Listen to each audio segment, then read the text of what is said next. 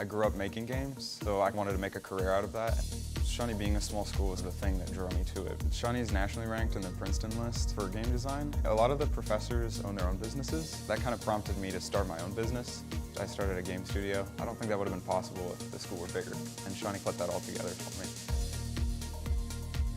I'm Dalton, and I invite you to discover Shawnee State University for yourself. Please visit discover.shawnee.edu.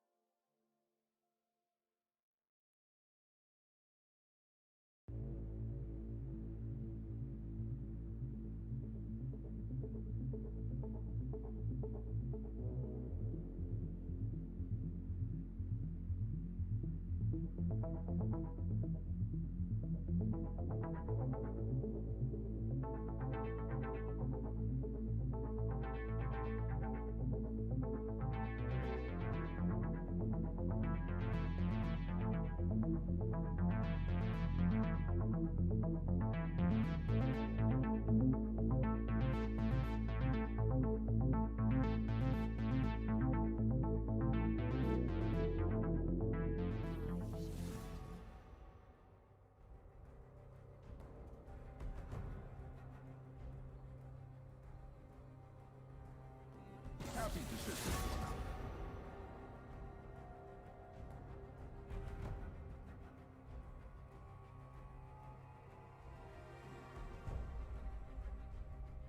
Now I'm angry. Weak.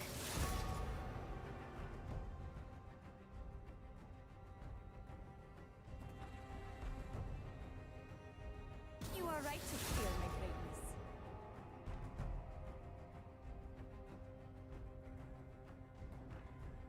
Okay.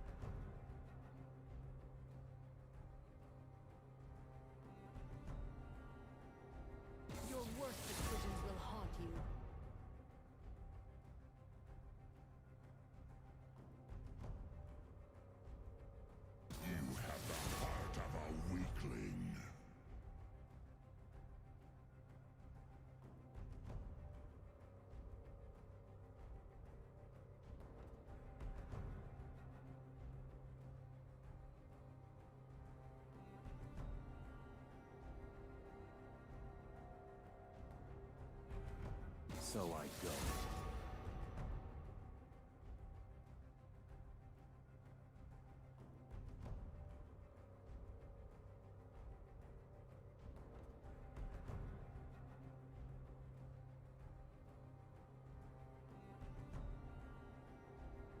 Oh, that's not nice.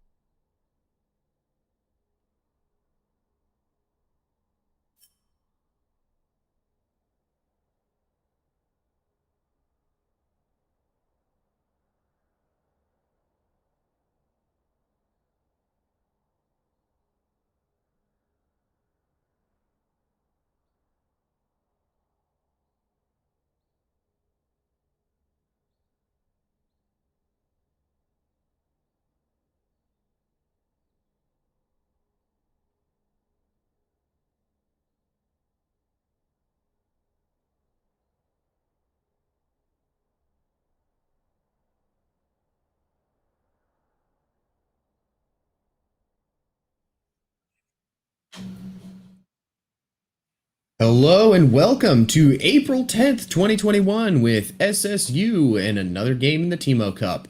How you doing, Turtle, and how are we feeling about this matchup against this team today? I'm feeling pretty good today. We've had a good week getting everything situated and set up. Match day is looking to be a very good one since these teams we've played St. Clair a lot this season. I think a total record is either 2-2 or 2-3 with them. So we're looking to make not with our quick 2-0s. We want to try maybe get a nice one gal here early. Yeah, I'm very excited to see how this is going to go.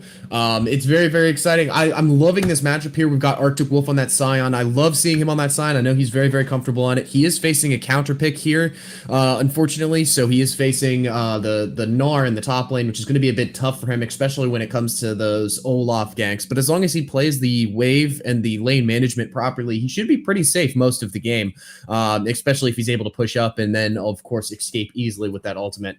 And then Jeremy, of of course, just going to be able to counteract those ganks and stuff. It's going to be very difficult, though, to get on top of that Jinx, though. This is definitely a protect the Jinx comp, at least with the Galio Karma. They're definitely looking to keep her alive as much as possible. So diving the backline is going to be very, very dangerous because if Arctic Wolf and Jeremy go for that engage, it's going to leave Humble, Mitch, and Godzilla Flip all on their own unless Thresh basically full peels. So it'll be very interesting to see how this is going to pan out. I'm excited. Both of these team comps look very strong. And so there's going to be a lot of very spicy team fights coming into these games here. Yeah, and just looking between the nature of the two comps is that the biggest factor in this is that St. Clair's side, they can't really fight until that third, maybe even soul point.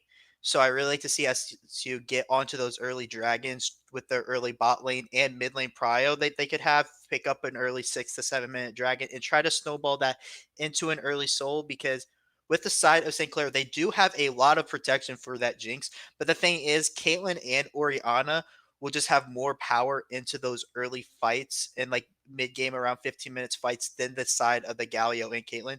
They do have Olaf, but with how the nature of the jungle has switched back with Hecarim's nerfs and all that, Hecarim's nowadays go back into that Triforce, into that bursty damage, so they look for that one shot.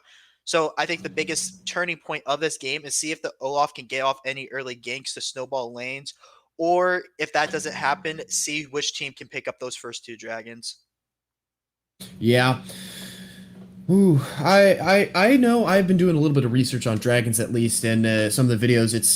I've noticed a trend in solo queue at least. There's a lot of people they'll die for dragons when it's not really worth. If you can't take a dragon freely, there's no point to take a dragon freely. And as you said, SSU has a very strong team comp in this level 6 game here. So if they are able to get that dragon priority, they should be able to take it relatively safe. But they're not going to want to try to push and risk anything because you do have a lot of really strong early skirmishes like like the Olaf and especially the Galio, because if SSU is going to look to fight at 6, if they try to pull some bad fights at Dragon, that might be more detrimental to them if they end up giving up a side lane pressure or even the Rift Herald pressure, which is something else that I think they might want to prioritize at least in this game.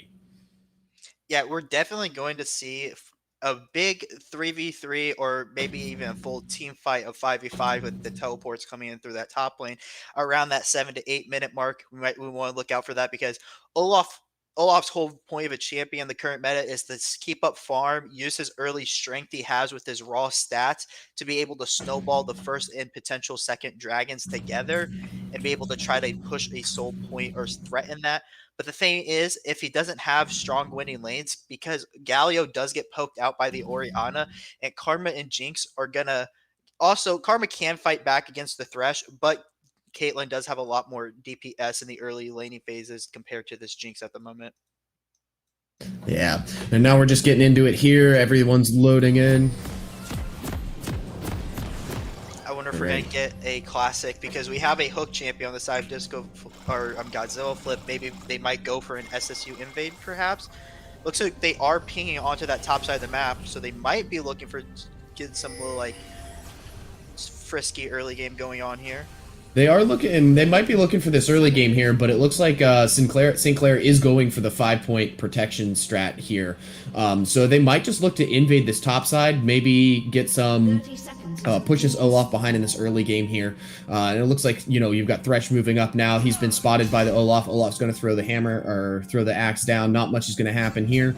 Looks like bot lane for St. Clair's moving into the bot side jungle to get a deep ward there to see where Hecarim is going to start.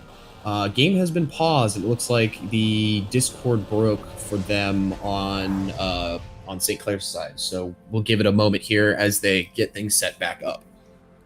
Yeah, it looks like we're going to have just a minor pause because as you can see at the nature of how Olaf wants to play these early games out, Olaf always wants to try to see if he can maybe snowball an early gank, pick someone off. So SSU really wants to spot him out early, know if he's starting on that blue or if he's going to be on that red, and just get natural timers on him so they don't ever expose themselves to an early gank. Absolutely. And I think what's going to be important too for SSU this game is trying to get that early pressure ahead of the Olaf, because if they can outpace, if Jeremy can outpace Olaf here in the jungle, Jeremy will be able to have more impactful pressure going into the mid game. And if he can't get that early pressure, Olaf is just going to be able to use his stat advantage in that mid game to just run them down in team fights, and it's going to be a very difficult time for Caitlyn to be able to survive much, especially in the late game here.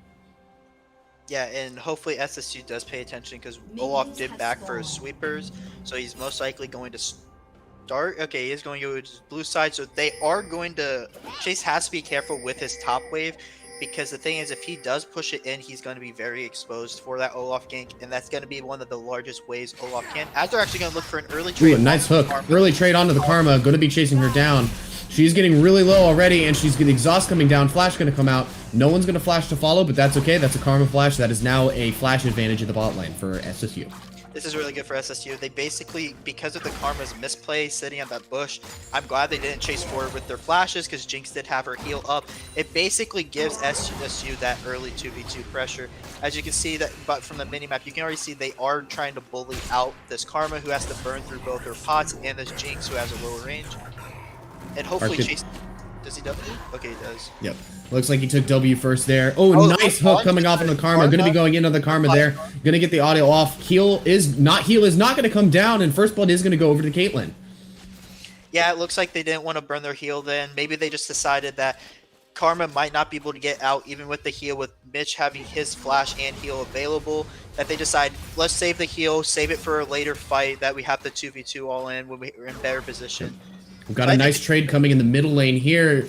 The Galio went in onto the Orianna, but and used all of his abilities for that quick burst combo to walk away. But of course, Orianna has the phase rush and the range advantage, so she's able to just kite him away as he tries to turn. Yeah, and as we were talking about in the early game, Chase is holding his lane pretty well in that top lane, making sure the wave's coming into him. As we see a trade onto the Galio, I might be able to burn a flash here actually. He does not commit his own, and just stall him out. That's how that match normally goes. Because Humble doesn't know where that Olaf is, he doesn't want to commit too hard to something he can't secure. So he's going to just play that safe, and he's going to play that a little bit more careful, so that way he can ensure that he gets the trade that he wants, and he can get that lane advantage over the Galio. And because Galio just used TP, he now has the teleport advantage in the mid lane as well. Yeah, another thing to point out, he is having a nice CS lead grow. With that, he doesn't want to commit his flash either, because even if he does end up trading flash for flash, that's beneficial for the Galio, who is very easily can set Olaf for ganks, as we do see them trying to look for a sneaky play with the lantern. Humble might walk up into this wave, or he is just going to go for the recall. Jeremy is coming, so we might see a 2v2 action here. Nice flash coming out.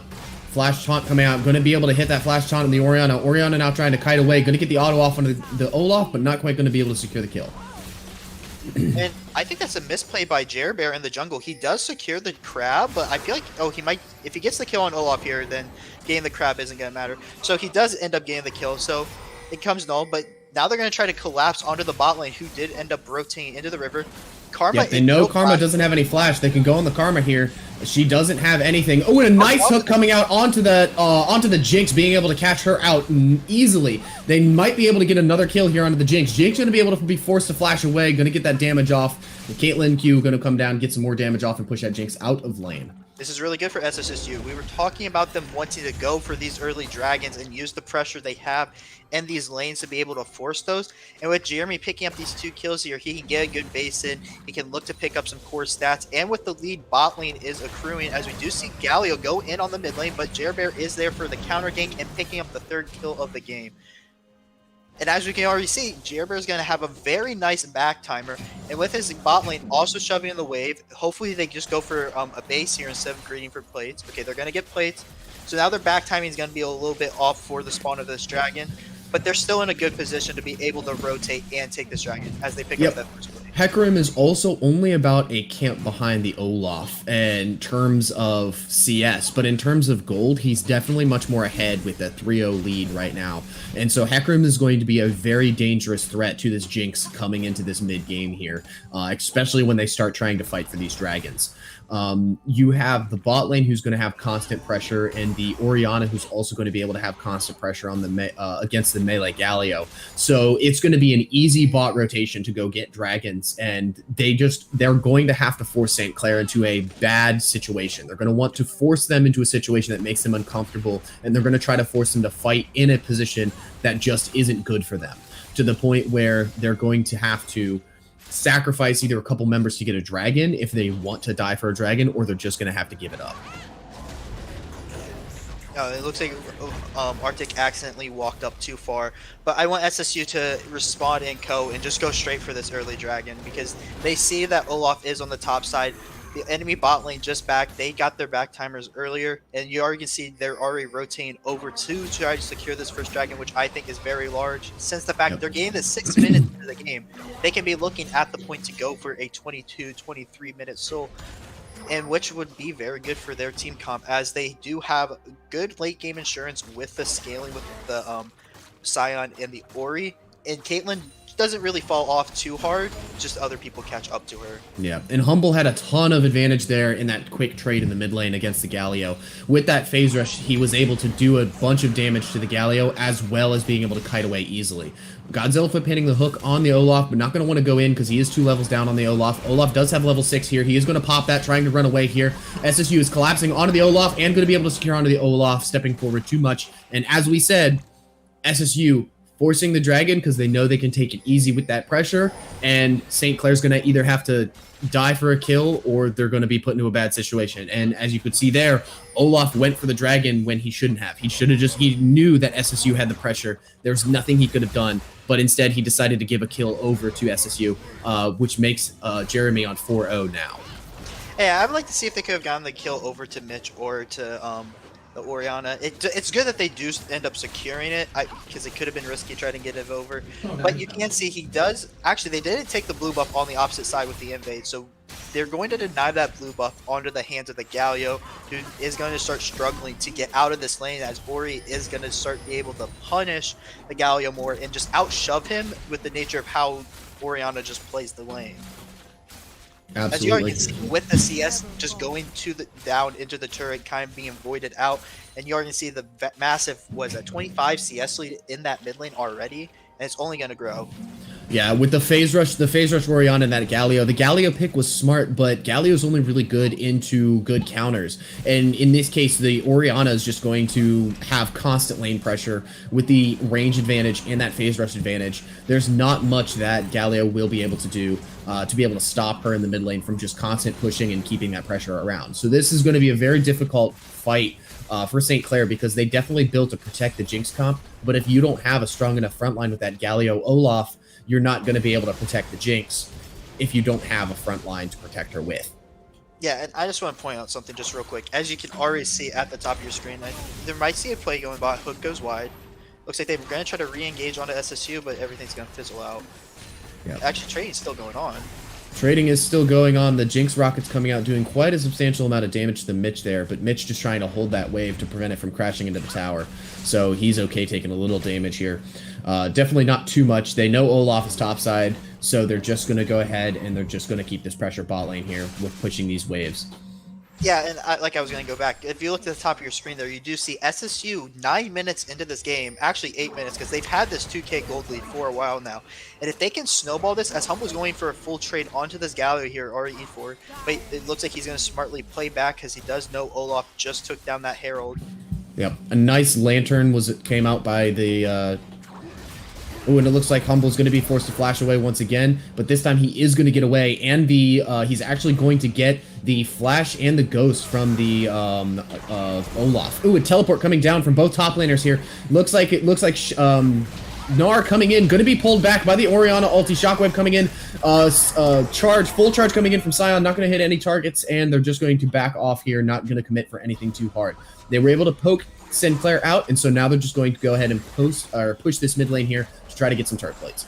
I think it's actually really good for SSU burning the TP out early, because now it's going to force a 4v4 scenario, and I think the only way they could lose a fight in the next couple minutes is if Gnar TP's in and gets a very large ult down.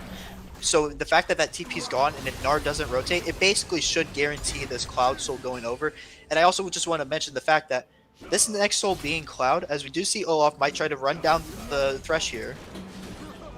He is going to use it, but I think Olaf is going to ult here. No, Flash going to come out. Ulti going to come in from Jinx. Thresh still trying to run as best as he can get away. Jeremy going to come in, try to protect. Shield. Zanya is going to be coming out to keep the Godzilla flip alive, as he is now going to be safe under the tower. Yeah, and they don't give a kill over to the Olaf there. A little unfortunate that Godzilla flip kind of greeted up into the river. With the dragon spawning up in 50 seconds, it looks like SSU should, with their base timers, be able to rotate in. And I think Mitch might even be able to pick up his first item here. We have to see. Oh, he does not. He opted in to go for the boost to give himself more movement speed in exchange for that, because I don't know if he quite had enough gold to get his mythic. But you can just look and you can see that even though he did have a strong early game, Jinx has caught up, and with Mitch opting to go for a stopwatch, I'm pretty sure, instead of having more defensive orientation, Jinx has the damage that she could compete up with the DPS in this upcoming drag fight if she needs to. Yeah, it's as you can see, the Rift was dropped top lane. Olaf sending that up there. I don't think that was the best, considering that Sion does have an advantage being able to push the Rift away up the lane to stall it out from being able to crash the tower. So Sion might just be able to stop this Rift here from hitting his tower and giving those plate golds over to the top laner. I think this is more just to keep the Sion into that top lane. As you see that St. Clair has already started up on this Cloud Drake, and SSU is smartly not going to contest this, as Orianna is low on HP and mana. She's not capable to contest this. It looks like they might just go for a cheeky, maybe try to get a steal with the Caitlyn. Yeah, they're going to look for a quick hook here onto the dragon. Not quite going to get it, but they are going to back off and just go ahead and let that dragon fall. Yeah, and so now SSU's, this is a big pickup for St. Clair because it gives them time to stall out for their Protect the Jinx comp they have going here, because now SSU can't spawn and get a 22-minute Infernal Soul, because we just entered the Infernal Soul map, as they look to try to get the soul around that 26-minute mark. And you can see the goal lead isn't really expanding within the last couple of minutes. It's really just staying neutral. So SSU isn't pushing the lead that they necessarily have built up in the jungle with those 4 kills being onto that Hecarim. So SSU needs to try to look for a smart play to try to get a little bit bigger of a lead as they head into the mid game here. I'd have to disagree. I think SSU is sitting pretty comfortable right now with the way they're playing. So they're just playing slow and they're playing around objectives. They're pushing the side lanes and they're pushing the minions as they need to. As long as they can control those side lanes and keep control of those side lanes, St. Clair is going to have a very difficult time trying to contest SSU as they're constantly pushing them in. The only weak spot right now is this top lane where you have Gnar constantly pushing against that Sion. But that's not where this map pressure is going to be primarily focused. You need to have this map pressure primarily focused on this bot in mid lane here to get your carries ahead. And so with that Sion pushed in, he just wants to take CS and be safe anyway. So there's not a lot that Gnar will be able to do, and there's not a lot of gank options that Olaf will be able to do with the Sion underneath the tower. Yeah, and as we go in, we gotta see what's going to end up happening, because right now people are just playing ping pongs with the waves. Nothing will happen. SSU is looking to farm leads, safe up, scale up, and they gotta see as these breakthroughs come in, if they can try to push with it. They have a mythic lead at the moment. If they can try to maybe take away a couple camps, or maybe try to set St. Clair behind in any manner. Yeah, and you can see that there's 2 Stride Breakers coming out for St. Clair right now. Those are very powerful items right now, basically the typical go-to for bruisers. I would have to say, though, even though the Stride Breaker is good on most bruiser champions, I feel like still Gore Drinker is just significantly better on Olaf. It gives him more survivability, and it gives him more chances to go into a team of 4 and survive for much longer than just being able to have chase potential. And especially in these team fights here, where you're going to have multiple team fights, and especially against a Sion, Thresh, and a Hecarim who are wanting to engage your team fully, you're going to have those big, beefy boys on top of you, so you're going to need a Gore Drinker to be able to keep you alive as you try to lifesteal through the damage that they can give out. Yeah, I just want to also point out, with you seeing that Stride Breaker purchase, it might actually... What I'm a little concerned for St. Clair, though, because normally you go that Stride Breaker is when you want to run down the enemy team. St. Clair's comp doesn't really want to sprint into SSU's comp. They want to kite back. They want to use their Galio, Gnar, Karma shields to be able to absorb SSU's initial team fight engage and then counter engage. And with this Strybreaker, it's kind of signaling that this Olaf wants to go in deep. He wants to start fighting and he wants to start brawling with the front lines. And so we might see St. Clair misplay team fights if this Olaf Strybreaker is vindicating what style they are going to play these fights in. Yeah, absolutely. And that's a very dangerous style to be playing because, as you said, with the Galio, you typically want to be more reserved. And as you can see, we see an engage here happening in the top lane. Gnar just going full engage under the Scion. Coming out on the Jinx. Hecarim going to be coming for the die. Jinx is going to fall to the ultimate here. Galio going to be coming, trying to keep the Karma alive. Karma going to be trying to kite away. Jeremy trying to run away. Hook going to be falling onto the Galio. Galio going to get low. The Gale Force going to come down onto the Caitlyn. Not quite going to be able to finish him off. Rift is going to be popped top lane here as they're going to try to push down this tower. They might be able to get 2 towers here in the top lane, but SSU is going to be able to also fight back with their own tower in the bot side and a kill onto the ADC. This was very well played by SSU. Jeremy had a very great ult to be able to get the kill onto the Caitlyn, who is going to carry the mid-game fights a little bit more than, because Jeremy's already snowballed on this Hecarim. If he can snowball his Caitlyn a little bit further in front of this Jinx, it's going to be very large for SSU as they go in. So getting that kill was very nice. If just so you weren't paying attention, I saw Godzilla flip get a cheeky hook onto that Galio when he E'd back, preventing the follow-up engage that could have came down and potentially have taken Bear down if that he was able to lock him down.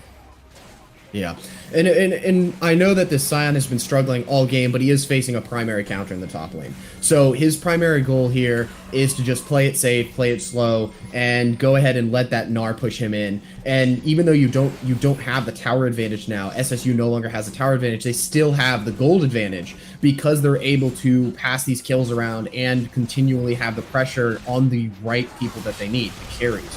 SSU needs to be careful here, though, because they are sectioned off from their team right now. Yeah, they are sectioned off from the team. They're going to be getting engaged on here. Caitlyn is in a bad position. Going to get run down by the Olaf. Olaf getting low here, trying to go for the dragon. Not quite going to be able to finish off. Blue team is going to secure the dragon with a shockwave in the back line. Going to be re-engaged here. Scion Q going to be coming down on 3 members of Sinclair here. Zanya is going to be used. Humble Gamer not going to be able to get out, and Arctic Wolf is going to be dying here for that as well. So that is a big turnaround for St. Clair here. They just closed the gold gap with 1 single dragon fight. And I do want to point out, SSU had the right play in mind. They got early pressure on the dragon. They got early prio. The one thing they neglected, though, is that St. Clair already moved down all 5 of the members, and Orianna was still in the mid lane. Arctic Wolf was still coming in. So it was a 3v5 when that fight started, so they weren't able to play the choke points or control them how they would normally like to when they got that early pressure onto that dragon. They definitely should have stalled the dragon a little bit more. In the moment that they saw... in the moment that they knew St. Clair was in the bot side and they didn't have their mid laner with them, they should have peeled off Dragon instantly because Caitlyn was put into a very bad position and she was stuck in the back of that Dragon pit with Olaf just able to run her down. She was too far away from the wall to be able to flash out, and she didn't have any other peel because the Hecarim was trying to focus the Dragon. And especially with the Thresh, who was trying to peel as best he could, you know, there's not much a Thresh can do to peel off an Olaf who's just running the Caitlyn down. So SSU is going to have to be very careful in these team fights, and they're going to have to be, and Mitch is going to have to position very, very cleverly to make sure that the Olaf can't just run him down and stop him from being able to dish out DPS in these team fights. Yeah, I think it's just you have to have your mid laner there. You have to have the Ori be able to contest that choke point that they walk through freely. Olaf should be having to take QWs when he's walking through. Jinx or Karma have to be wary of getting R'd by Orianna. And that threat just wasn't there for that fight. So it was just bad for them to start up that dragon with they're missing so many members. Now the thing is to also point out is that with that fight coming up, they picked up a bunch of shutdowns. They end up closing that 2k gold lead is now 1.5 in their favor. And since they do have this protect the Jinx comp, that if they're able to keep her protected and keep her safe, and now that they have a little bit of snowball on their edge, they could just well take over this game and choke SSU out. Yeah, and we have a little bit of a skirmish here going in between Olaf and the Scion in the topside jungle here, with SSU now trying to push back, doing their best. This Gnar just pushing this top lane, trying to keep that pressure as much as he can. He's going down, trying to clear the jungles, but the jungle camps are already gone, so there's not much he can get from that. And now SSU is just trying to rotate and cover these lanes here as best they can. You have the Orianna in the bot side with the teleport ready to come in as she needs to. You have the Scion in the top lane just trying to counteract that push and just get that wave going back the other direction. SSU is just looking to take this mid game a little bit slow. They were hurt a little bit at Dragon, so now they're just waiting on another objective to pop up, and they're not wanting to try to force any fights. If they do force any fights, this could be bad for them because they do not have the advantage given their team fight prowess at this current stage in the game. The Olaf is just going to run down the Caitlyn, and without the Caitlyn having 3 items, she's not going to be able to do enough damage to stop him. Yeah, and when you're looking into these fights, one thing to look forward is that even though the goal lead is in the favor of St. Clair, it's mostly because of that top lane and the nature of that lane. The Gnar has a 3k gold lead up on the Scion. But the thing with Scion, though, he's a low-income champ. He has a lot of good stats with his W, giving him passive health, his shields, that even if he does far behind, he's not going to be that far behind in the scale of the fight. If you want to look at the members in the mid lane, there's a 900 gold lead in the favor of the Humble Gamer on the Orianna, and then a slight 800 gold lead for Mitch onto this Caitlyn. So the thing is, if they can just hold these small gold leads, they could push out an item lead, because as you can see right now, Mitch is sitting on 2 items, and he has that Lord Dom's already completed, so he's going to be shredding down the armor that is picked up on the side of St. Clair, while the Jinx, on the other hand, might not reach that second item point as the Dragon is spawning in 50 seconds. Yeah, and so SSU, I think, is going to want to be careful around this drag fight, because if they try to take something, Olaf is just going to run in, and you're going to have that Galio immediately follow up.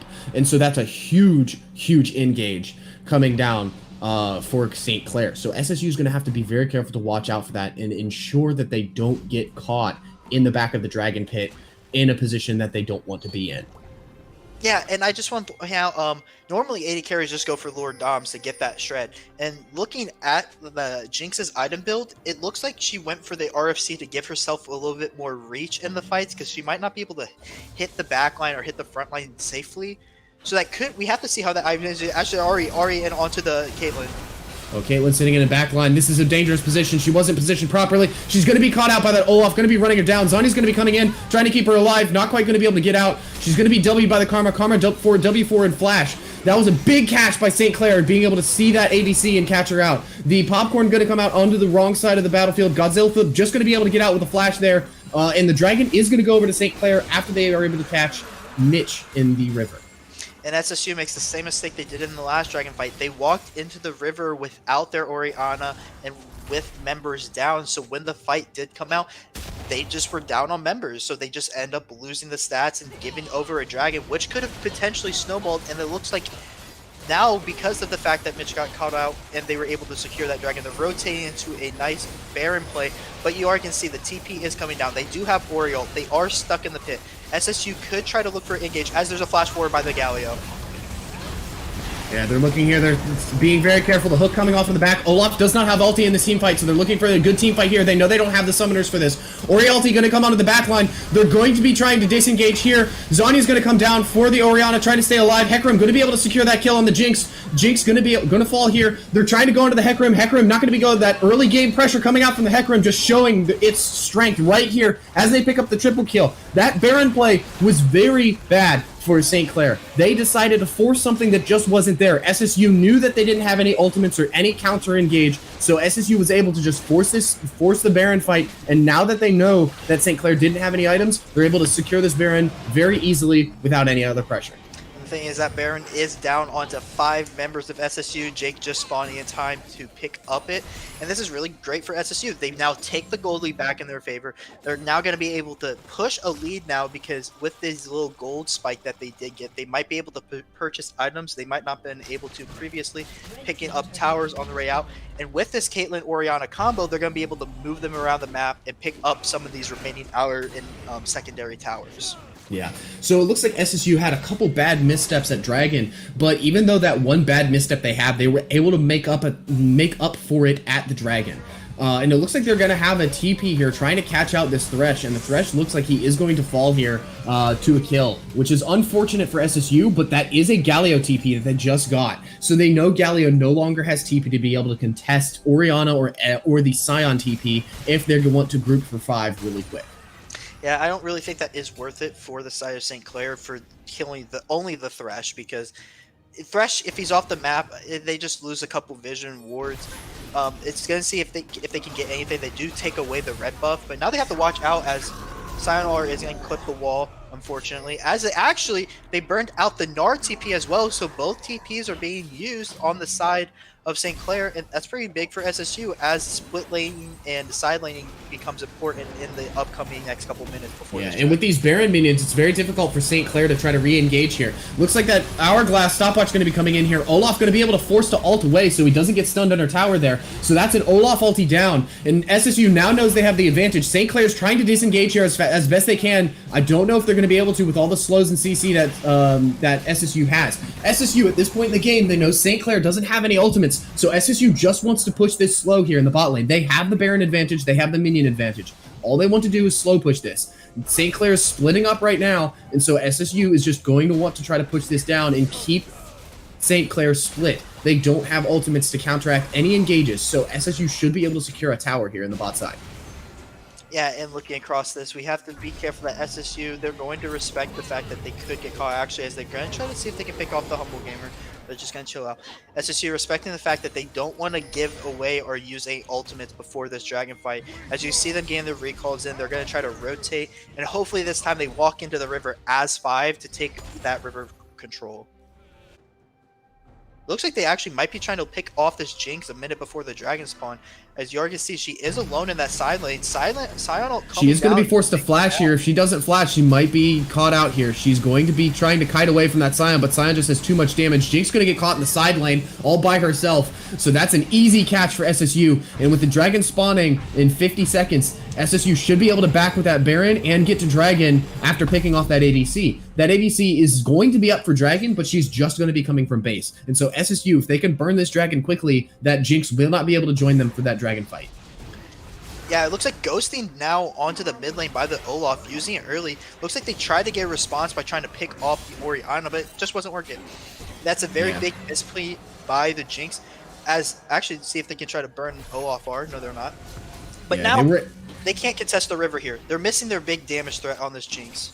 Now that they're going to walk in the river, Dragon is spawning up in 10 seconds. Jinx will be up by then, but it's going to be depending on if SSU can burn this down or not. And Gnar also does not have, I also want to mention too, Gnar doesn't have teleport, and he is also still in base. So you have Jinx and Gnar coming from base right now. So SSU wants to play this slow, because if they don't play this slow, or if they play it too slow, they're going to get caught out by St. Clair being able to engage on this. So right now, SSU is just letting the Caitlyn in the backline take this. It looks like they're going to be getting an engage here. Jinx ulti going to be coming in the backline. Blue team is able to secure the dragon. Looks like Hecarim's going on the backline, going to be able to try to kill that Jinx in the backline. Olaf going to run it down. The Mitch Fortune doing plenty of damage in the backline. Jeremy going to run away with that staircase, staying alive. Sion Q going to come down and miss. Flash Q going to come out from Thresh, going to miss. Unfortunately for St. Clair, they are able to secure, SSU is able to secure a dragon, and they're able to secure a kill, or 2 kills, in fact. And now they're going to be able to rotate to these side lanes, pick up this extra farm, and push out these lanes. Yeah, and that's really good for SSU. They played this fight well. They played it nice and slow, controlled, abused the fact that they had so many Caitlyn traps in those chokes, so they couldn't walk in for free without the risk of taking a headshot. And SSU picks up the dragon nice and cleanly. They learned from their mistakes, they're able to correct it, and they were able to play a well-fought dragon fight out, and now they're in position to get that soul in the next 4 minutes, look to snowball that into a win, as their comp has a significant amount more late game damage than the side of St. Clair, with only really having that Jinx, and I guess you have damage on Olaf, but Olaf isn't known for his late game damage.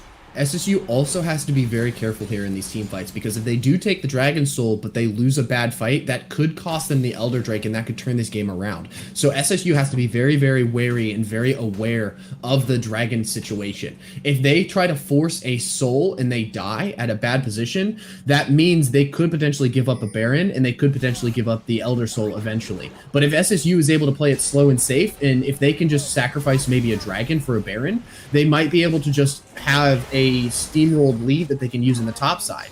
That would, of course, mean that they're sacrificing the Dragon Soul point, and they would have a bigger threat on Dragon Soul. So they'd have to be very careful. This dragon is going to be a very impactful fight. And it's not so much the dragon that's going to be impactful, it's the fight that is going to occur around dragon that's going to be impactful, and whether or not SSU is going to be able to continue their lead in this game.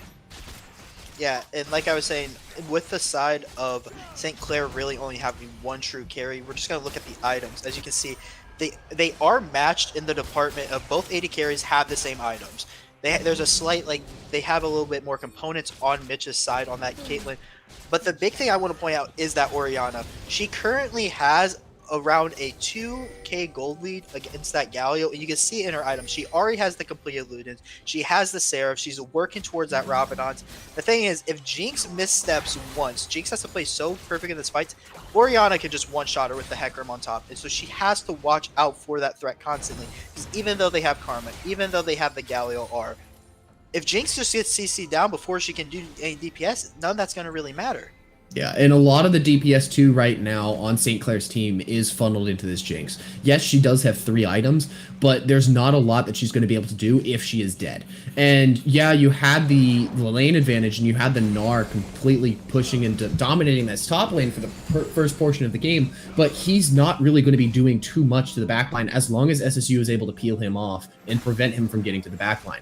Now, the Olaf is going to be a bit tougher to peel off this Caitlyn, but we are getting into the late game stage where Olaf is going to slowly start becoming less of a threat because Caitlyn's going to be doing enough damage to him that she can peel herself off of this Olaf. Yeah, and I just want to point out with the math on Lord Doms, you already get gold efficiency when the enemy only has Ninja Tabi. And that is the only thing Olaf has with regarding armor to protect him from this Caitlyn. So Caitlyn will shred this Olaf. It's not going to be very difficult for her to do that because he has no armor items. He has to just be careful of walking through and just taking so much raw damage that he can't compete in the fight because he doesn't have that Gore Drinker. He went for the Stride Breaker. And so his group healing is just going to be lower. As we can see, it looks like St. Clair's going to be trying to start up this Baron here. SSU sees it, and they're going to be throwing that teleport down onto the Sion. Sion going to be coming in. Orianna does also have TP. She is also going to be coming in here. St. Clair not wanting another repeat of what just happened before, so they're going to immediately peel off this Baron here and just get 2 teleports for just trying to start a Baron. That is going to be dangerous for SSU because they are now teleportless on their team. So if they try to push a side lane, St. Clair should be able to start up a Baron quickly and easily without trying to force anything else. I actually think that's a good Baron call from St. Clair. They respected the fact that the moment we see a TP down, we're just going to Karma Shield out, and that's what they did. So, and they actually got both the TPs out. The thing is that SSU is already committing 5 members into this Dragon area. And so St. Clair, if they don't walk into the river to contest, SSU is going to have the same exact setup they had last time. But now you can see the Mitch's gold lead is actually helping him as he has completed that Mortal Reminder. So he has a full item up this Jinx right now. And St. Clair, they're not in a very good position. They're kind of split. The Gnar's looking for a TP. Galio has some really SSU's all together. Galio just used you have the Olaf going to the backline. SSU trying to peel that Olaf for him. Olaf going to have that staircase come out. Caitlyn going to be forced to flash away. Olaf does be able to secure the Caitlyn, which is unfortunate. That's major damage coming down for SSU. SSU going to be re-engaged here. Going a big Orianna coming off on 3 members of St. Clair being able to finish him off. Hecarim going for the backline on that Galio. He knows he does not have Zhonya's here, so he's going to be able to secure another kill in the backline. Orianna getting the triple kill. Going to be able to stay and survive. It looks like the Gnar is going to be going on to this Orianna here, trying to be able to finish her off. Not quite going to be able to have that happen. Hecarim, Guardian Angel going to come down, and it looks like SSU is going to be able to disengage here without much threat. Yeah, and Gnar at this point in the game, he will have Mega, but he's not getting anything stacked on Cypher. Disco's going to trade his life away most likely, just so SSU can't secure his Infernal Soul. Doesn't have to give his wife and they get the Infernal Soul. But that's what we were talking about before this fight was starting. We're talking about the fact Olaf, yes, can sprint down this Caitlyn, but Caitlyn's going to be putting so much DPS into him. As you can see, Olaf went so deep that his Jinx couldn't assist him in that fight. And Humble, patiently waiting on this Orianna, hit a huge 3-man shockwave on both the Jinx, Karma, and the Gnar, stalling them out and allowed them to able to burst out that Jinx and basically made her useless. Yep, and if you can see something really important, you have Humble, who has 318 CS right now. His CS average is about 8 to 9 CS per minute, which is very good, because that means he is constantly staying up with these items. He is constantly staying on top, and that's an Olaf ulti, a free Olaf ulti for SSU. So now they can easily pressure this Baron without much fireback. It's going to be very difficult for them to counter engage this. They have the Galio in the bot lane. He does have teleport, but without that Olaf ulti, they're not going to be able to run in and try to contest the this push and pressure on Baron here. They can no longer run down this Caitlyn, so SSU is just going to be able to freely start this Baron up without any threats. They know that they have the advantage. The Olaf down is down. You have the Galio teleport coming in. St. Clair's going to try to stop this. They're split around the edges though, so it's very difficult for them to get it. The blue team is going to be able to secure the dragon here. Olaf just trying to get away, not quite going to be able to get away. He does not have ulti here, so SSU is just going to be able to kite them away. Going to be able to finish off that Olaf as they're now going to chase down this top side here, hopefully secure a tower, maybe 2 towers. Yeah, and we were just talking about with them burn that Olaf ult, he has no way to reliably just walk at this Caitlyn. Peel starts affecting him, CC starts affecting him. You just see, I think from this point on, I think they're just going to march it down this top lane, maybe just look for an end here, because they still have key ultimates. So you are missing that Hecarim R. That's only going to be down for maybe another 20 to 30 seconds, but they have that Scion R to get in there. They have so much tools to deal with the side of St. Clair at this point, that it's just a matter of time before they slowly close out this game.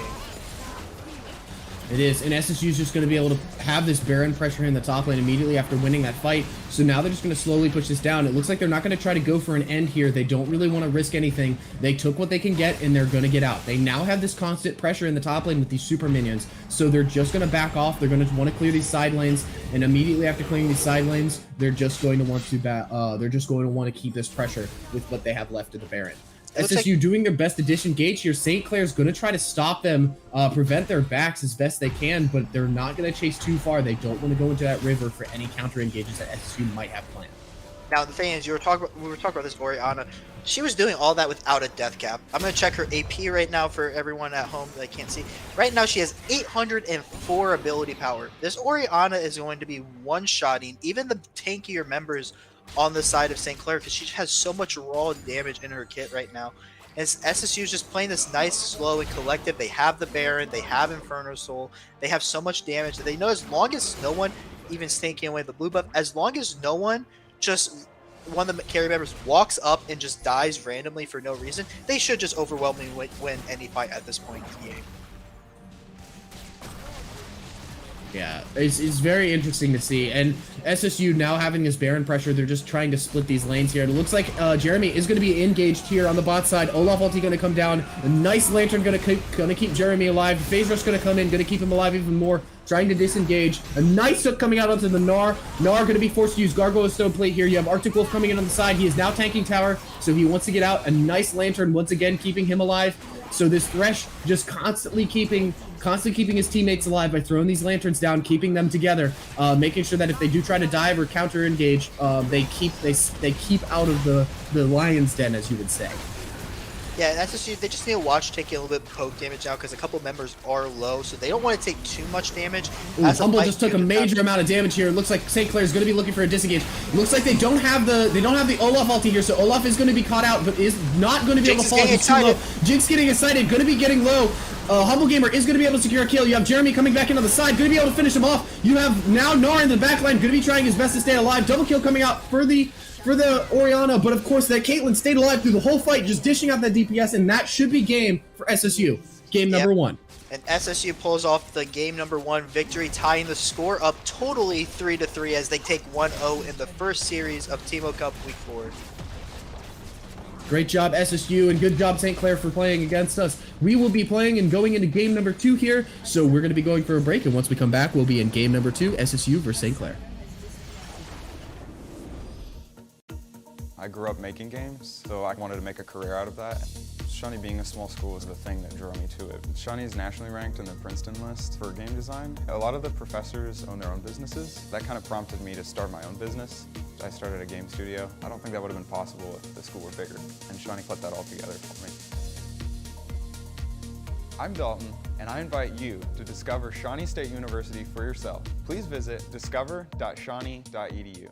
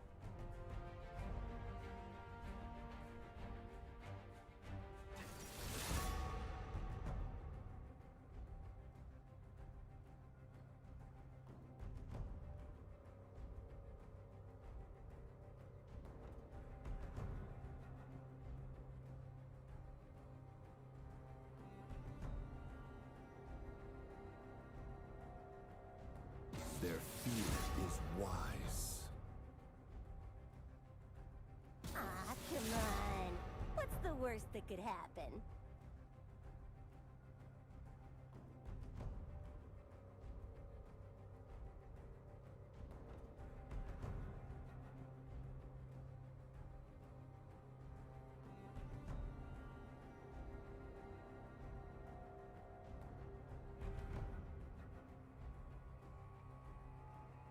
You reek of fear. Impure fools.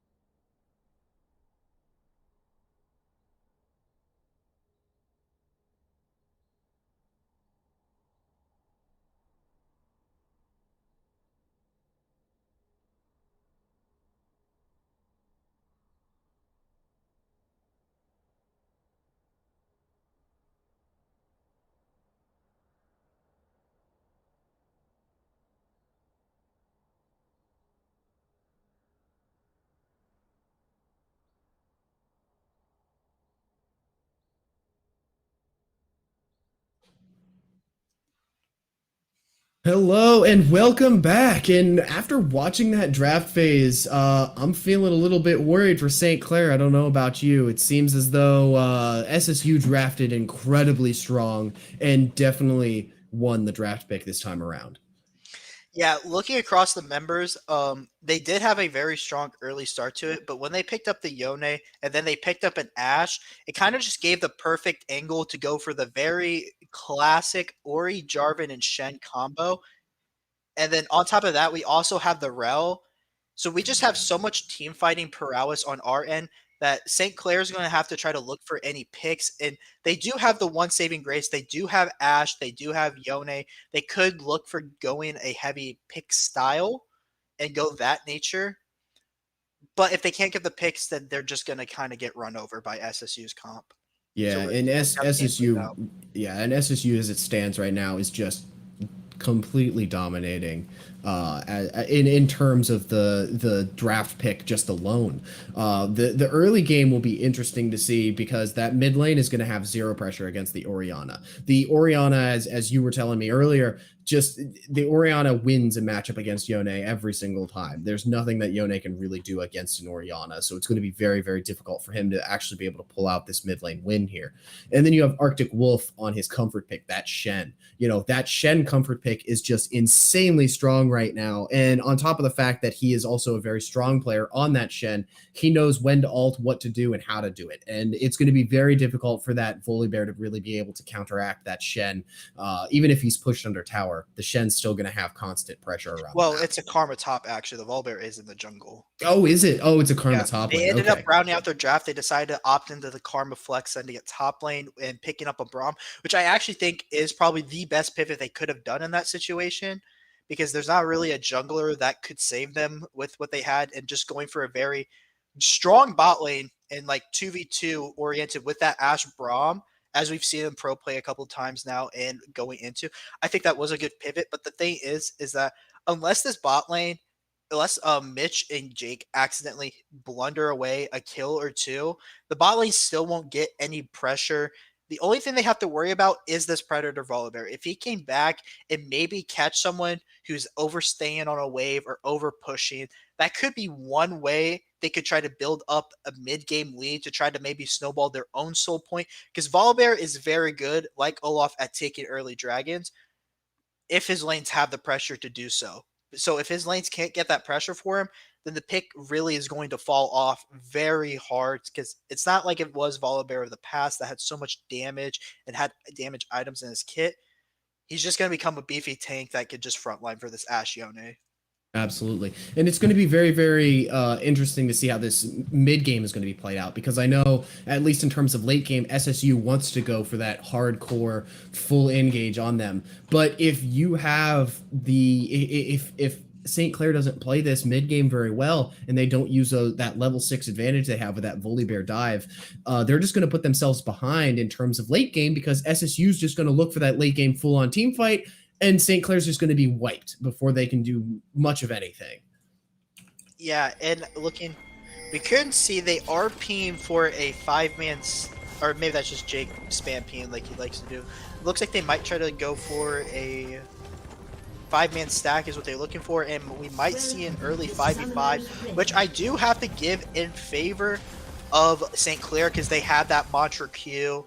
But the thing is, if this Rel can hit a very large W and they can stack some CC and damage, as we're going to see, here we go. We're about to see this happen right here. Rel just hit a major W onto all 5 members of St. Clair. They prepped for that invade, and there it goes. That's first blood over to SSU, and SSU's now trying to disengage. Flash is going to be coming out from every team member. St. Clair does not have flashes on any other members besides Karma, and that is a complete ace in the early game for SSU, or almost ace, excuse me. That's 4 members dead for SSU, with 4 flashes gone for St. Clair, and SSU has a huge lead already at a minute in this game.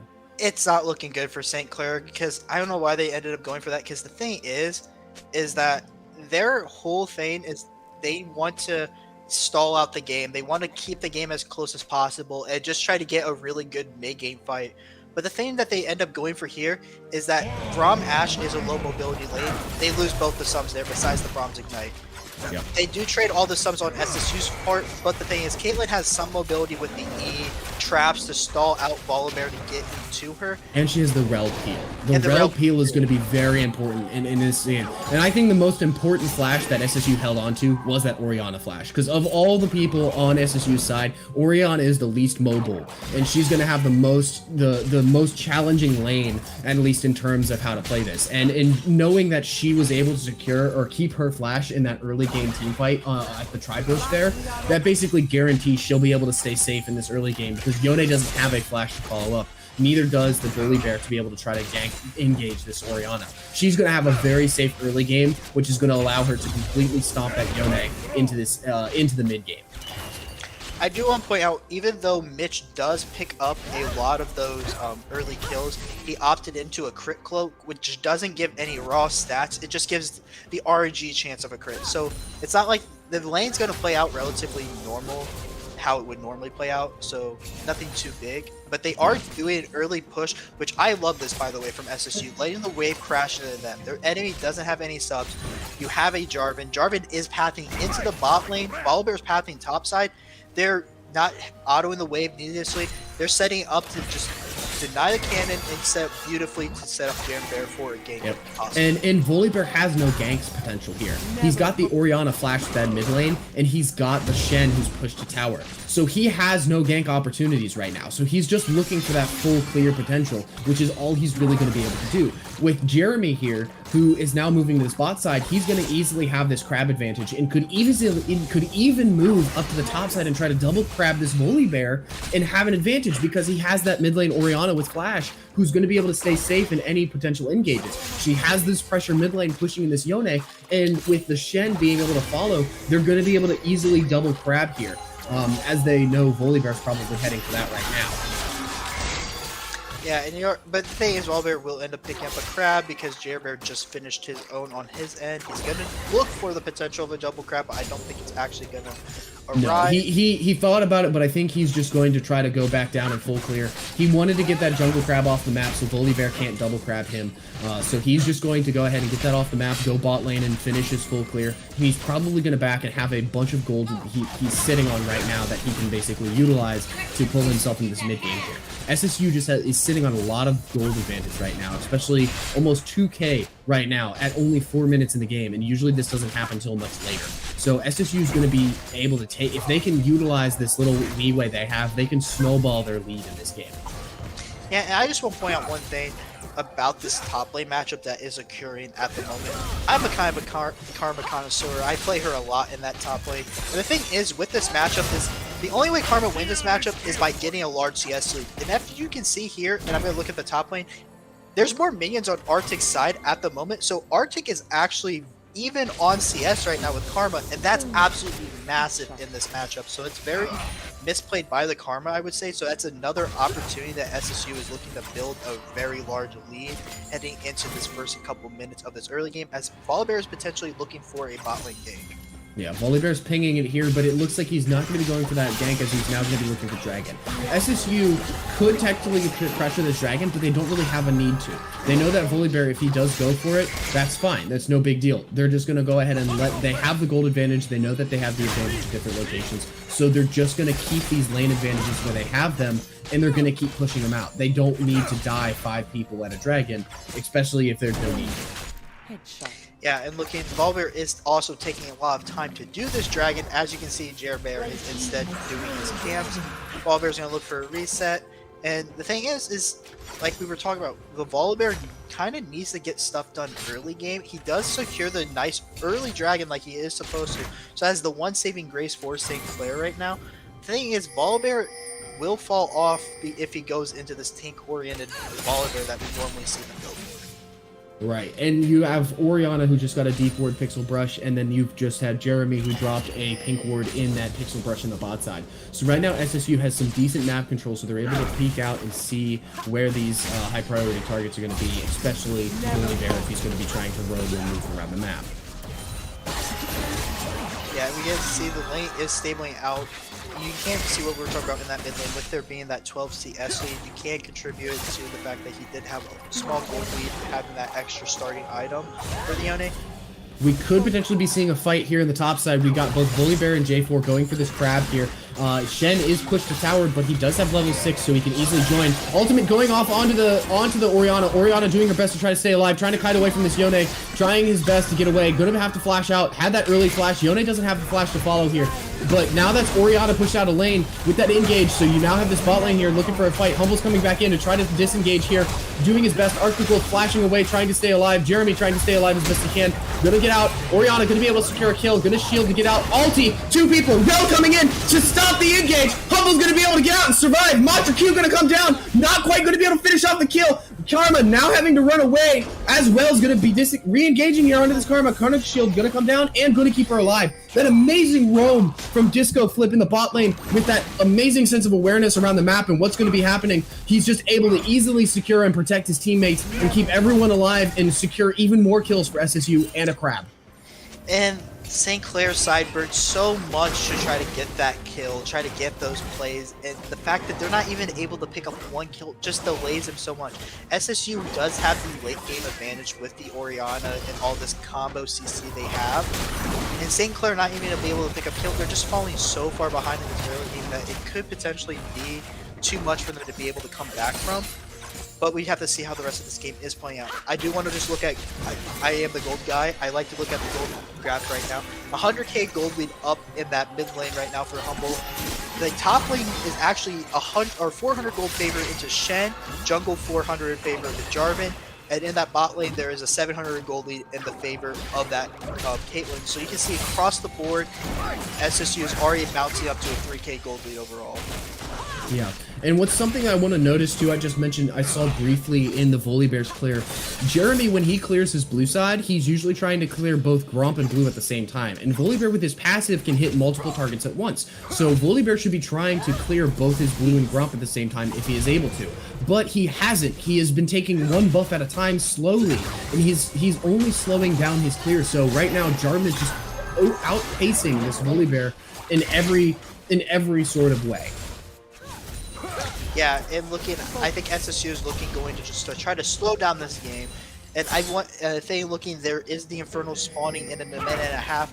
And SSU has a lot of gold in their bot lane right now, so I think they're going to look to try to crash this cannon wave right here. Oh, it's not a cannon wave, sorry. They're going to look to crash this next wave, get a good back off. And I'd like to see them secure the second dragon, because they don't have to give it at this point. They're so massively ahead of St. Clair that they shouldn't give away objectives when they can in fact take them themselves. And we actually do see Volibear is going to try to pick up that Rift Herald to see if they can try to get any bit of gold back into their hands that they can. Yeah, and it looks like with that Rift Herald, they might be able to get some tower plays top lane, potentially even a tower, if they try to go to this top lane and push out here. Arctic Wolf doesn't really have any room to be able to fight this, so he doesn't really want to try to stay. He doesn't want to try to stop them. He instead wants to try to make these cross-map plays and just slow the Karma down from being able to constantly push. So he's just doing his job, just farming under tower, staying as safe as he can and as healthy as he can, so that way he can join his team in an instant if he needs to. And they do secure that Rift Herald on that top side of the map, so they're going to look to try to place it down, pick up 2 to 3 plates. But yeah, as you can see from Jerbear, he's picking up these camps. He's already in position to fight for this dragon. And you can see SSU is already rotating over, and they're going to look to contest this and get this out. Yep, and you also have the Orianna now in this case having the pressure in that mid lane, so she can easily rotate, and that's going to force that Yone in a bad situation, because if Yone leaves, he's going to sacrifice a significant amount of farm instead of trying to push. And again, Yone keeps trying to trade in this mid lane here when Orianna will just consistently outpush him, so he's not really focusing on CS while Orianna is able to just clear these waves and keep this constant mid pressure, and that's going to just puts them behind.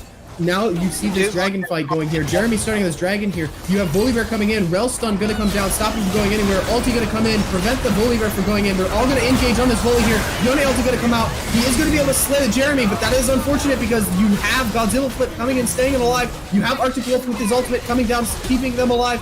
Caitlyn ulti coming down, securing that Ashe on the backside. They're now trying to fight this Caitlyn here, or excuse me, the Karma, but of course not going to be able to find that. SSU with that quick teammate collapse, now going to be able to easily secure this dragon without much counteract. Yeah. Much counter damage. And with what we were talking about last game, SSU did get a very small gold lead in the early game, and they didn't really expand it. This game, they're doing the opposite of that. They got that 2K gold lead, expanded to 3K. 3K now is up to 4K. They're just building up these leads massively and putting themselves into a good position to snowball this game. And I just want to point out, as you can see here, the Rel is actually calm, as they're actually going to try to look for a re-engage on this farmer, picking her off as she overstays. Ashe Arrow just going to miss. Teleport going to come in from the Yone into the mid lane here. It looks like Arctic Wolf is a bit caught out here, not quite going to be able to get away, I don't think. He is going to flash over that wall just in time. That's a flash following with the Volibear. Volibear following this. The taunt going to come over the wall, going to be able to try to stay alive. Execute on the Yone, not quite going to fall. Or Arctic Wolf just going to be trying to run away here. Volibear Q will be back up. He is going to smite before the kill. The thing is, Arctic did burn his own flash, but they burned 2 flashes on the side of St. Clair. They used so much resources to try to just get that 1 kill onto that Shen. They're actually going to probably look to try to dive the board here, as they do have members rotating, but Jarvan is in the position to just stop it, collect the Herald. They only get 2 plates out of it, which is on the low end with Heralds. You would like to get 3, but they are picking up gold where they can. Yeah, and it looks like SSU is just going to be playing this out slowly. They have the advantage. They know that Braum just went mid lane, so they're just going to get a free engage onto the Ashe, and that's another kill for Mitch Fortune in the bot lane, who is now 5-0 with a fully completed Gale Force. Yeah, and SSU is just going to start choking out St. Clair at this point. They have so much oppressive nature in the abilities of their champions. They have so much terrain control on objectives. So if they get there first, they can place those Caitlyn traps, they can place the Orianna ball in the position it needs to, and they have so much ability to just choke out anybody who tries to contest these objectives with the low range on the side of St. Clair. And you have that Volibear in the bot lane trying his best to just, you know, counteract this push, this constant pressure that this bot lane has with that advantage on the Caitlyn, and there's not much he's been able to do.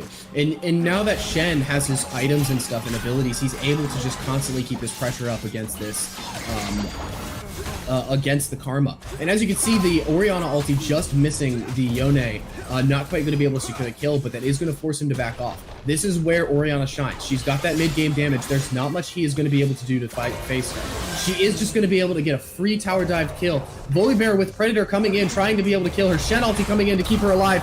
Extra shields coming in. Shen is going to be coming in, going to be able to get that kill. He is going to get the shutdown on the Orianna, but it is going to be another kill onto the Volibear and potentially a tower in the mid lane if they're able to push that down fast enough.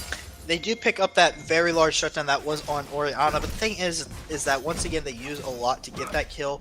The thing is, it's not very good on this Volibear. As you can see, he is going for that tank. He's just going to get a lot bulkier.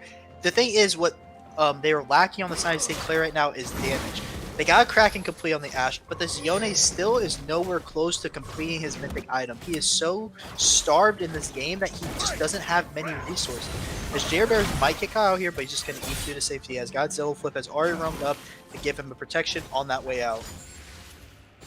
Just free jungle camps. SSU just has the complete map advantage right now across mid lane, top lane, and bot lane. And even though Shen is constantly getting pushed in, Shen has enough kills and tankiness now at this point that he's able to constantly fight that Karma and trade with her in this top. He's starting to be able to have this pressure without needing to worry about getting poked out all too much.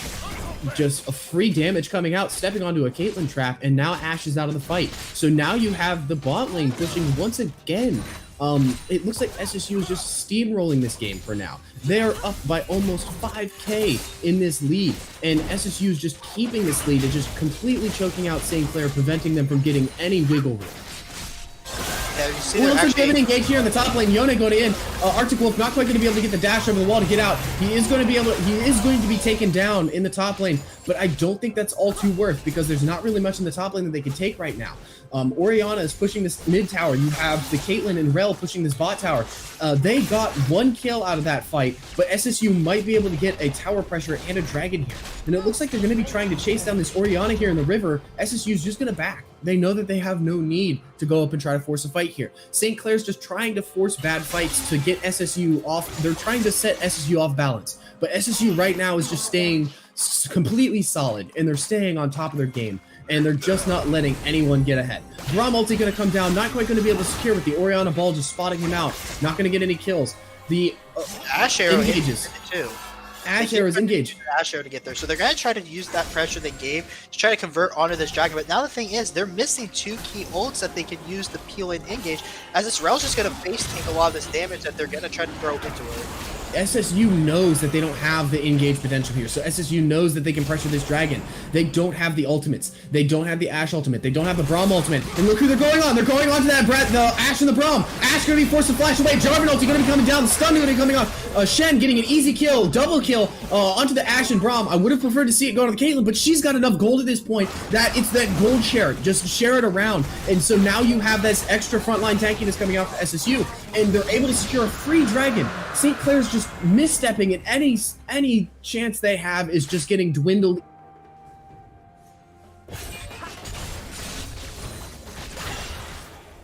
You can see it's just, we were talking about, they're just going to slowly choke St. Clair out of this game. St. Clair is just so far behind at this point, is that they're trying to make the proper moves, try to get picks where they can, hit the flashless targets, but they just can't have the damage to finish off what they're trying to do. as SSU is going to pick up this free Rift Herald as they kind of just can get it because no one's in position. St. Clair is SSU looking for an engage here in the top lane. Rel going for the back line, going to be able to pull a volley bear. SSU is in a bit of a bad position here, but they have their two major carries coming from the side, dishing out that damage, being able to collapse on the tanks who are just going to be able to tank that front line as much as they possibly can. Major damage coming out from Orianna and Caitlyn, going to be able to take out all the members of St. Clair as they now chase down for these final 2 kills. Caitlyn ulti coming in, securing that kill onto that Ashe there, and now they're going to get a triple kill onto that Caitlyn. Caitlyn just completely steamrolling this game. Now they're going to be able to go to this mid lane here, and they're going to be able to push down this tower. And like I keep talking about it, the gold lead is hitting 7K at 18 minutes. That's just so oppressive. It's 19-6. There's CS leads all across the board, besides that top lane, but he has so many kills that it just doesn't matter that the Karma has 40 CS up on him. St. Clair's just so far behind. They tried to force I think it was a 4v3 fight without the carries being there. They just don't have the damage to finish anyone off. I think they were only able to maybe kill Bear, but it just doesn't matter. They just end up getting wiped afterwards, and they just can't really do too much in this game right now. Yeah, and SSU's just going to be able to secure a free Rift Herald without any contestants being able to stop them. And all Volibear is doing is just power farming the jungle at this point. His objective control is weak. He's struggling quite a bit to catch back up with these engages. He took that bad fight in the top side of the jungle here, in that jungle, trying to desperately get a kill, but just it wasn't able to secure anything. So because they used so much in these early games, they're using their abilities and they're using their core engage and disengage mechanics that just it completely weakens them for when they want to try to team fight. As you saw in the Dragon Pit earlier, both the Ashe and the Braum used their ultimate to try to catch out the Orianna, but none of it landed. And so now you have SSU who's able to just pressure these objectives with 2 major ultimates not on St. Clair's side. And so that's just free damage coming out. And you have Yone engaging here on the support, who the support doesn't really care. Support's tanky enough that, yeah, I'll take half tank, I'll take half my health, but that's okay. I'm here for just CC. So you have the Humble Gamer just pushing this tower down, not really able to do much. A nice stun coming out onto Yone. Not really going to slow him down too much as damage comes out. Orianna going to miss. Ulti going to come down for the Rel. Rel going to be able to CC him out as best she can to try to stop him. Volibear coming into the side with the Predator. You have a teleport coming in from the Karma on the bot side. It looks like the Ashe ulti is going to coming down, but the Shen is going to be following here. They're going to be able to finish off Humble Gamer before the Shen TP is going to be able to come out. And now Rel is going to be forced to run away. They're going to be Karma shielding under this tower here. And so St. Clair is able to pick up a couple kills in the top line here, being able to bring it back just a little bit, but that's just a quick catch, and there's really no objectives that they can take aside from Baron. And so now that they got those couple kills, they're going to be able to pressure this Baron here. They have this advantage. They don't have that Shen ultimate. Shen is in the bot side of the map here. They know that he can't join. He does have teleport though, so Shen can easily join this matchup here in the top side. So St. Clair is on this Baron. This is a very intense fight. SSU might try to fight this here. They do have 3 members though, so they're going to have to be very, very careful about how they approach this fight. Yeah, it looks like SSU, they're not even going to try to go for the steal here behind Clair Ward. Yone turning onto the Jarvan, trying to prevent him. Teleport coming in from that Orianna. They might be able to catch some people out on this bot side here. They got the Jarvan coming into the side. They might be able to catch a Karma here. They're gonna ulti onto that Karma. Karma half health. Easy kill. Gonna come out for Misfortune. Another 300 gold for Misfortune. I don't know if they're gonna be able to turn this around. St. Clair just secured Baron, but are they gonna be able to push with it? Do they have the advantage? SSU, yeah, they have Baron, but SSU might just be able to turn it around and punish them for trying to push lanes. SSU can try to force a team fight here. So SSU, even though St. Clair was able to secure that Baron, doesn't look like they're going to be able to utilize that very well, because SSU can easily counter-engage them if they try to get a push in these side lanes. They don't want to push up because SSU has a lot of cast potential.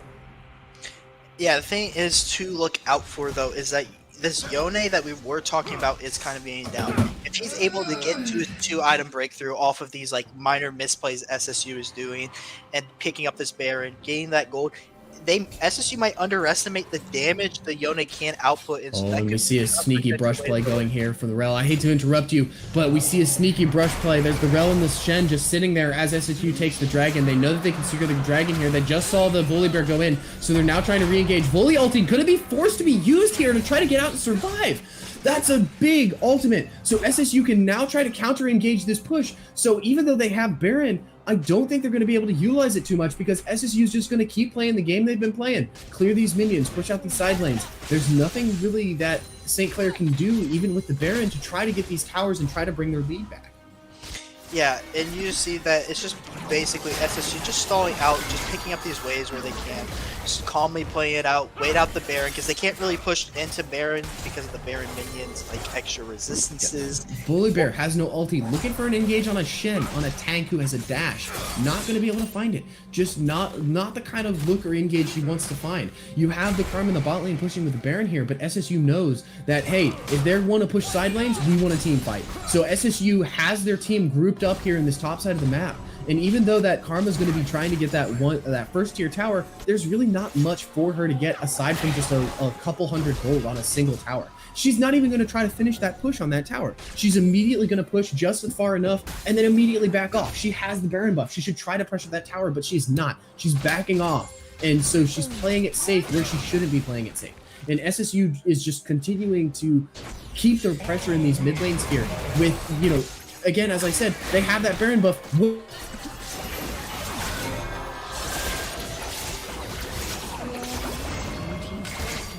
And ulti gonna come in, try to keep that Humble Gamer alive. Humble Gamer is gonna be able to stay alive, easy. Not quite gonna be able to fall here. And SSU knows that they can just clear out these wards, and now they have this pressure back in the top side of the map. Yeah, and just looking at how this game is played, SSU needs to, as the Baron has faded now, they need to start taking these towers, move their Ori and Caitlyn combo around, start taking out the towers. Humble actually, it looked like he is overextended in this top lane, and most likely he is going to fall here. Yeah, that looks like Humble Gamer was looking for a nice sidestep on the Ashe ulti, but is going to fall because he did greed for that push up there with low health. So that wasn't the look he was trying to go for, unfortunately. So SSU now just clearing this vision around the map, trying to keep the pressure where they can get it. And so with that top lane pressure, the Baron is now down. They no longer have those side lane push pressures. So even though St. Clair was able to secure the Baron, there's not much they were able to do with it. They weren't able to utilize that pressure that the Baron can give them. They were only able to get one tower out of a Baron usage, which is something that St. Clair desperately needed to get more, and they just weren't able to get more. And I just wanted to put a comment on what I did point out earlier. This Yone is now hit 2 items off a couple kills he's able to get an extra farm. This Ashe, she's on 2 items now. Volley's on 2.5. They're hitting item breakthroughs that if SSU doesn't respect the potential damage, because they do have a massive lead, but if they don't respect the damage, they could unfortunately just get one shot or just lose their Caitlyn or Ori before they can react. So they need to be careful in these fights still. They still need to play it out slow, methodically, poke out, use the damage they have, and just not force anything or accidentally give them opportunities back in this game. Because right now, they're kind of giving away a couple opportunities. A couple deaths in the side lanes, giving over that Baron then. They're giving small opportunities to come back in this game. Now, they just need to clean up this game and close it out now.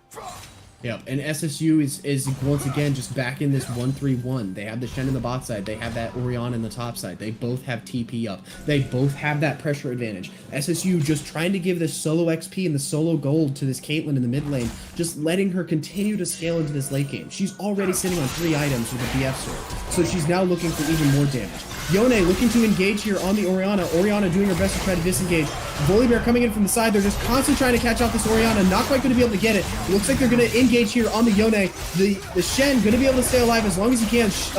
Yone going to stay alive with as much damage as he has. Caitlyn, unfortunately, just going to come in with that Gale Force, be able to finish him off, and is going to be legendary. So that's going to be a 1-for-1 trade for a tank for a mid laner. So that's a lot of damage that St. Clair no longer has on the map right now because Yone is dead. But with Dragon coming up in 33 seconds, you know, Yone's not going to be able to join for this Dragon fight if SSU can rotate to this drag fast enough.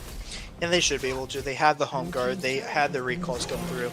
They've actually wasted the Ashe arrow trying to actually interrupt a recall.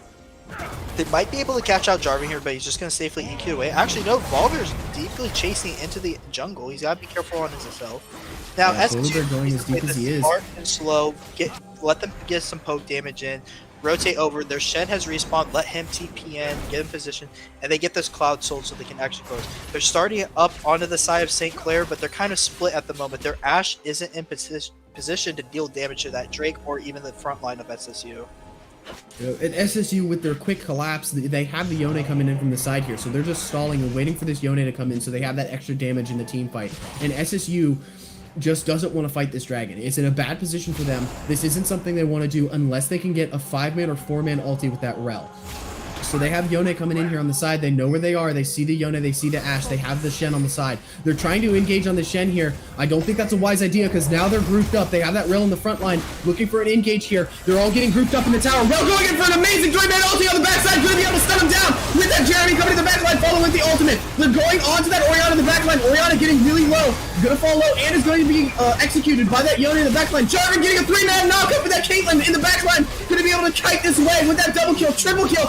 Are we going to see a quadra kill? And yes, that is going to be a quadra kill for the Caitlyn. And that might be a penta. Going to be coming in here. It looks like the Shen isn't going to be able to get that, but that is a free dragon for SSU. A big engage coming out. That Yone, just constant CC, 4-man ultis coming out for SSU, just being able to completely stop St. Clair from counter-engaging any of them. They didn't have that Ashe ultimate, so they didn't have any priority targets to CC anyone down, so SSU was able to just completely obliterate St. Clair here.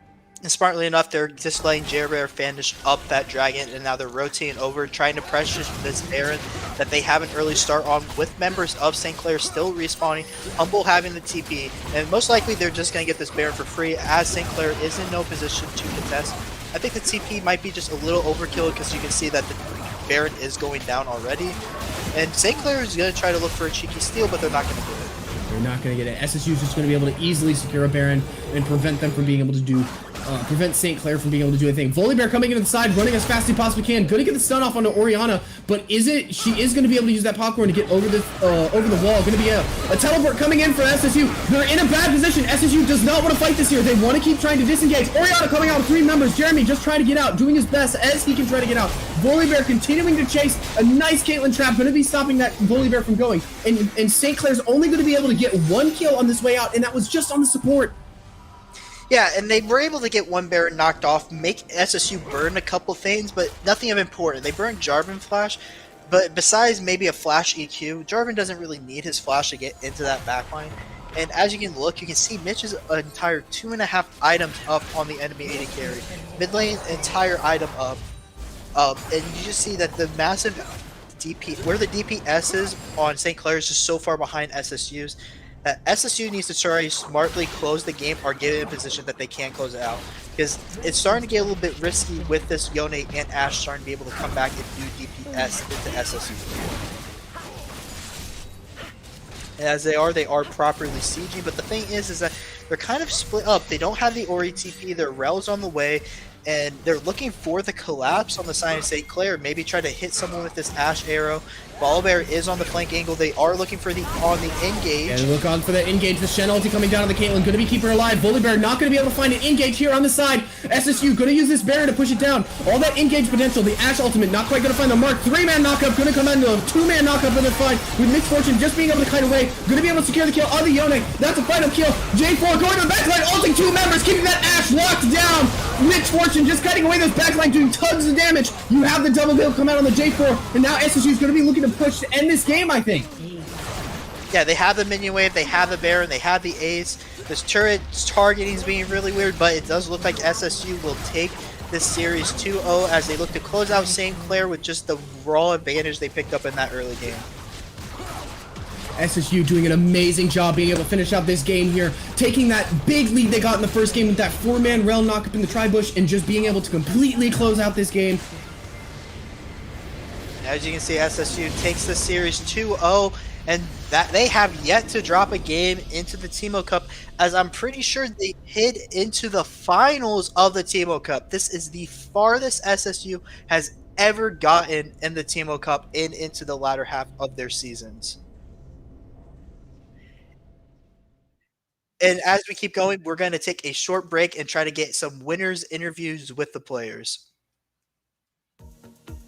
I grew up making games, so I wanted to make a career out of that. Shawnee being a small school was the thing that drew me to it. Shawnee is nationally ranked in the Princeton list for game design. A lot of the professors own their own businesses. That kind of prompted me to start my own business. I started a game studio. I don't think that would have been possible if the school were bigger, and Shawnee put that all together for me. I'm Dalton, and I invite you to discover Shawnee State University for yourself. Please visit discover.shawnee.edu.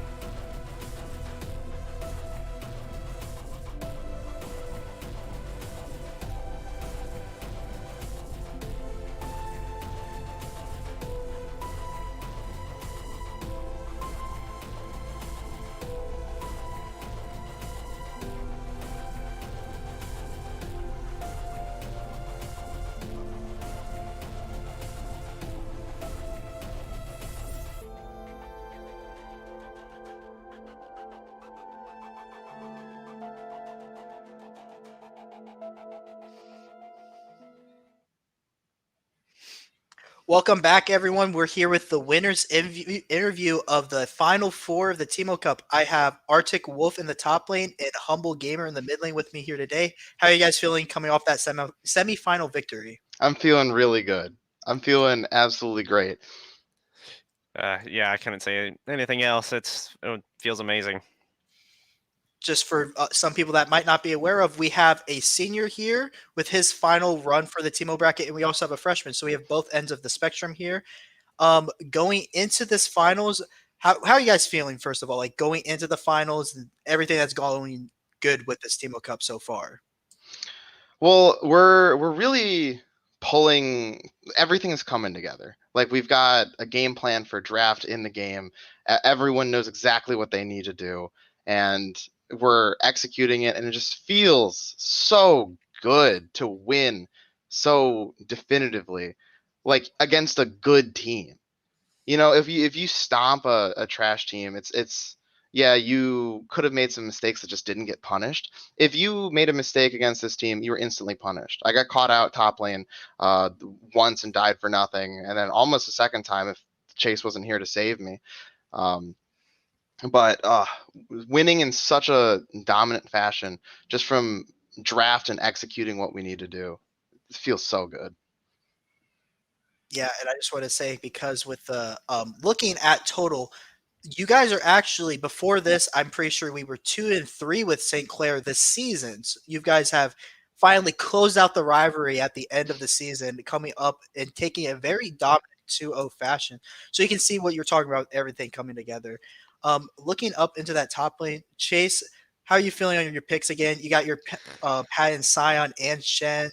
Why do teams keep giving you these two champs? So, Sion the first game, I felt it was an awful matchup. So, I just got poked out, and luckily I got late game and can actually help people. But it always feels so nice that they don't ban Shin, because I'm always so comfortable with it. Even if I'm behind, I can still help out laners, or if I'm so far ahead, I can still help laners. So it's a win-win for me.